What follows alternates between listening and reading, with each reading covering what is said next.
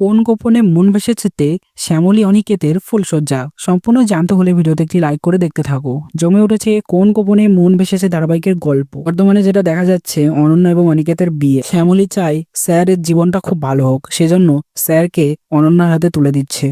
অনন্যার সঙ্গে স্যারের বিয়ে দেবে শ্যামলী নিজে হাতে, তেমনটাই চেষ্টা করছে, কিন্তু আদৌ কি পারবে?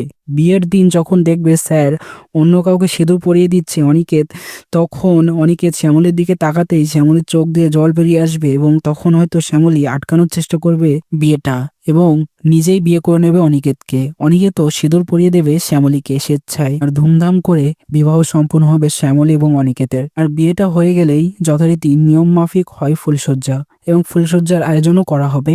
বাড়ির সবাই বেশ আনন্দ করবে, কিন্তু অর্ণব আর ওদিকে ওরা সবাই রেগে যাবে। ফুলশয্যাতে দেখা যাবে মহাধামাকাভাবে অনিকেত এবং শ্যামলীর মিলন পর্ব। সেটা দেখার জন্য তোমরা কতটা এক্সাইটেড, তাতে অবশ্যই কমেন্টসে জানিয়ে এখনই সাবস্ক্রাইব করে নাও আমাদের ইউটিউব চ্যানেল। ধন্যবাদ।